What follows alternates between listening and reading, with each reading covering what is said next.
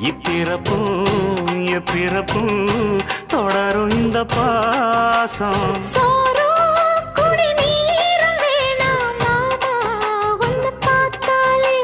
ஆரும் பசியாரும் தானாச மொழி கேட்டாலே ஒன்ன பிரிஞ்சிருக்க தன்னந்தனிச்சிருக்க அம்மம்மாடி அப்பப்படி என் மனசு ஒத்துக்காது. செந்தூர பாண்டிக்கு ஒரு சோடி கிளி கூட